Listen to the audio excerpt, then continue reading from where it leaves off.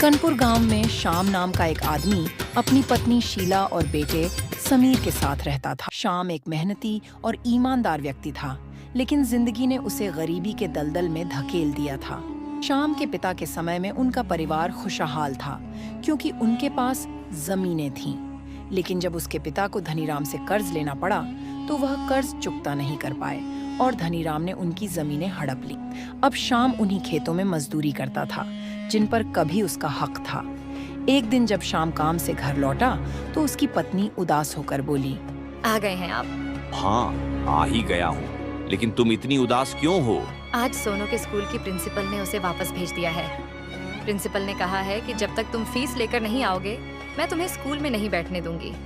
अरे, ऐसे कैसे भेज दिया? खैरियत तो है? क्या प्रिंसिपल के पिता का स्कूल है जो नहीं बैठने देगी? ये सरकारी स्कूल है। अरे, ऐसी बात नहीं है। तुम खुद देखो, तुमने पिछले कितने महीने से स्कूल की फीस नहीं दी है। मुझे तो ये समझ नहीं आता कि अपनी जमीन होते हुए भी तुम दूसरों के लिए काम क्यों करते हो। धनीराम से अपनी जमीन वापस ले लो। तुम सही कह रही हो। मैं कल जाकर धनीराम से इस बारे में बात करूंगा। अगले दिन सुबह सुबह श्याम उठकर जमींदार धनीराम के घर के लिए निकल पड़ा। जब श्याम धनीराम के घर पहुंचा, तो धनीराम वहीं बैठा था। उसने श्याम को देखकर कहा, अरे श्याम, तुम इस समय यहाँ हो और तुम आज काम पर क्यों नहीं गए? मालिक, दरअसल मेरे बेटे सोनू को प्रिंसिपल ने स्कूल से निकाल दिया है। वह कह रही है कि जब तक फीस नहीं दोगे, मैं उसे स्कूल में नहीं बैठाऊंगी। मैं चाहता हूं कि आप मेरी तनख्वाह बढ़ा दें और उसमें से कुछ मुझे अभी दे दें, ताकि मैं सोनू की स्कूल की फीस भर सकूं। अरे, सोनू पढ़कर भी क्या करेगा? पढ़े लिखों को अब नौकरियां तो मिलती नहीं है। उसे भी मैं कहता हूं कि अपने साथ काम पर लगा लो। रही बात तनख्वाह की, तो मैं तुम्हें पहले भी सबसे ज्यादा ही देता हूं और मैं तुम्हारी तनख्वाह नहीं बढ़ाऊंगा। अरे मालिक, अगर आप तनख्वाह नहीं बढ़ाना चाहते तो मुझे मेरी अब तक की खेती वापस दे दो, ताकि मैं जो मेहनत करता हूँ वो अपने ही खेतों में कर सकूं। तुझे पता भी है कि तेरे पिता ने मुझसे 2 लाख रुपए का उधार लिया था, जो अब ब्याज समेत लगभग 10 लाख बन चुका है। मुझे 10 लाख दे दे और अपनी जमीन ले जा। अरे मालिक, जब मैं 12 साल का था तभी से आपके पास काम कर रहा हूँ। क्या अब तक वह कर्ज पूरा नहीं हुआ? तूने जो काम किया उसके बदले में मैंने तुझे तनख्वाह दी है। जब तू मुझे 10 लाख रुपए दे देगा, तभी मैं तुझे तेरी जमीन वापस कर दूंगा। तब तक तुझे मेरे पास आने की कोई जरूरत नहीं है, न तो काम पर और न ही जमीन मांगने, क्योंकि हमारी जुबान में इसे बगावत कहते हैं, जो कि तुम कर चुके हो। धनीराम ने श्याम को अपमानित कर दिया और उसे अपने दरवाजे से धक्के देकर निकाल दिया। जब श्याम घर आया, तो उसका दोस्त सूरज सामने बैठा था।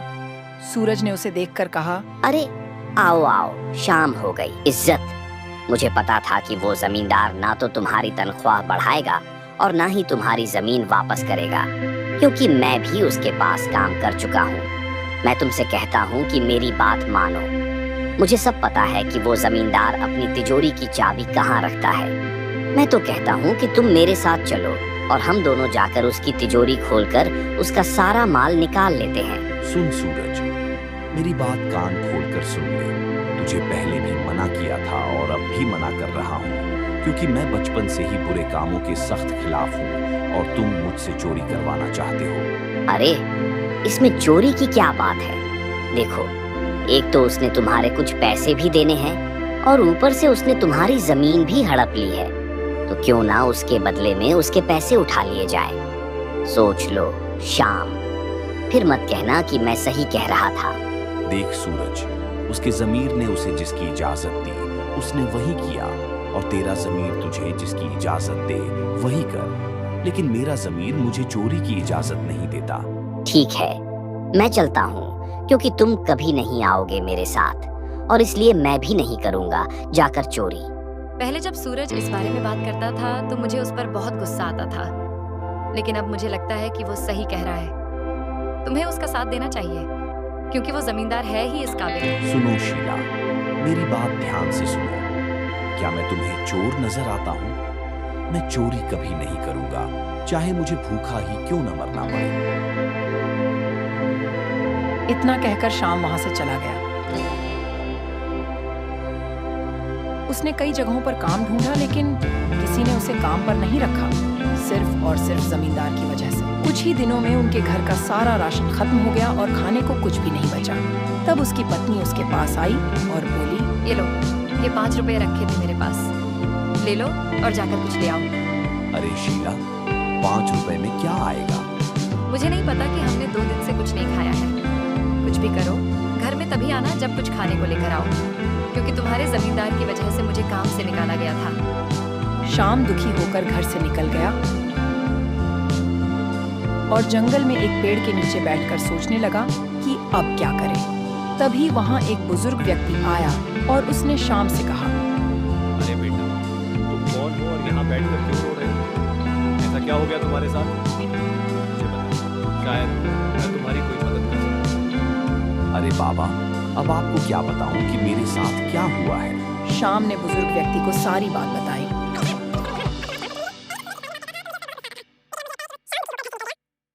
उसकी बात सुनकर बुजुर्ग व्यक्ति बोला, अरे बस इतनी सी बात। मैं तुम्हें एक चोर बाजार का पता बताता हूँ, जहाँ तुम्हें इन 5 रुपये में बहुत कुछ मिल सकता है। अरे बाबा, मैं चोरी के सख्त खिलाफ हूँ और आप मुझे चोर बाजार का पता बता रहे हो। अरे बेटा, इसका नाम चोर बाजार है, लेकिन वहाँ चोर की चीजें नहीं बिकती। अच्छा बाबा जी, ऐसा है क्या? तो फिर आप मुझे इसका पता बताइए। इसके बाद बुजुर्ग व्यक्ति ने शाम को चोर बाजार का पता बताया। फिर शाम चोर बाजार के लिए निकल पड़ा। चोर बाजार में पहुंचकर शाम बोला, वाह, यहाँ पर तो सच में एक बाजार है, लेकिन उन बुजुर्ग व्यक्ति ने कहा था कि यहाँ पर चीजें बहुत सस्ती मिलेंगी। चलो, ऐसा करता हूँ कि किसी दुकान पर जाकर पूछता हूँ। अरे भाई साहब, ये चावल और दाल की बोरी कितने किलो की है? भाई, ये बोरी तो 25 किलो की है। तुम्हें चाहिए क्या? हाँ, मुझे चाहिए तो है, लेकिन मेरे पास सिर्फ 5 रुपए ही हैं। अरे भाई, लगता है आप यहाँ पहली बार आए हो। आपको ये दाल और चावल 25 किलो सिर्फ 1 रुपये में मिल जाएंगे। क्या बात कर रहे हो? अगर ऐसा है तो ये लो, 1 रुपया और दे दो, मुझे दाल चावल दे दो। शाम वहां से दाल और चावल लेकर घर आया। जैसे ही वह घर पहुंचा, उसकी पत्नी ने इतना राशन देखकर कहा, तुम्हारे पास तो सिर्फ 5 रुपये थे, लेकिन तुम ये इतना सामान कहाँ से ले आए? इसके बाद शाम ने अपनी पत्नी को सारी बात बताई। वाह, ये तो बहुत ही अच्छी बात है। तुम ऐसा करो कि इस चोर बाजार से सस्ता सामान लाकर अपने गांव में बेचो। तुम सही कह रही हो, लेकिन मेरे पास अभी इतने पैसे नहीं बचे हैं। मेरे पास तो केवल 3 रुपए हैं, क्योंकि 1 रुपया मैंने आते वक्त बैलगाड़ी वाले को दे दिया था। कल को मैं जाकर देखूंगा कि इन 3 रुपए में क्या मिलेगा, फिर उसे गांव में बेचूंगा और जो मुनाफा होगा उससे और भी ज्यादा चीजें लाऊंगा। अगले दिन वह सुबह सुबह फिर से चोर बाजार गया और वहां से एक गाय लेकर आया। उसने उस गाय को अपने गांव में 50,000 रुपये में बेच दिया। अब शाम रोज चोर बाजार जाता और वहां से चीजें लाकर अपने गांव में बेचता। कुछ ही दिनों में वह बहुत अमीर बन गया। एक दिन वह 10 लाख रुपए लेकर जमींदार के घर गया। लो धनीराम, 10 लाख रुपए और आगे से हमारी जमीन की तरफ नजर भी मत उठाना। यह तो ठीक है, लेकिन तुम्हारे पास इतने पैसे आए कहाँ से? मेरे पास पैसे जहां से भी आए हों, आपको इससे कोई मतलब नहीं होना चाहिए और पूरा गांव जानता है कि मैं एक सच्चा और ईमानदार आदमी हूं।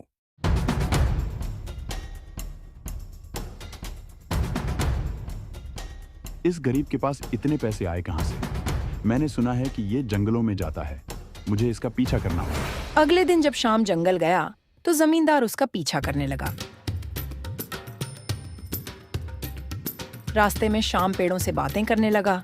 लगता है कि उसे पता चल गया है कि मैं उसका पीछा कर रहा हूं। अब मैं यहां से चला ही जाता हूं, कहीं ऐसा ना हो कि पकड़ा जाऊं।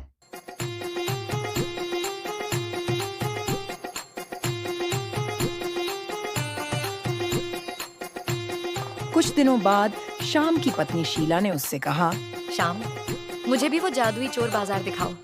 मैं भी वहां जाना चाहती हूँ। ठीक है, तुम तैयार हो जाओ, हम शाम को चलेंगे। जब शाम और शीला वहां पहुंचे तो देखा कि चोर बाजार गायब हो चुका था। दोनों हैरान हो गए। उसी समय वही बुजुर्ग व्यक्ति फिर से प्रकट हुआ। बुजुर्ग व्यक्ति मुस्कुराकर बोला, या एक जादुई बाजार था जो जरूरतमंदों की मदद करता है। अब तुम्हें इसकी जरूरत नहीं रही, इसलिए यह बाजार कहीं और जा चुका है ताकि किसी और की मदद कर सके। शाम और शीला ने बुजुर्ग का धन्यवाद किया और अपनी नई जिंदगी की ओर खुशी खुशी लौट गए। शाम ने समझा कि सफलता के पीछे कोई जादू नहीं, बल्कि मेहनत, भाग्य और सही मौके को पहचानने की क्षमता होती है।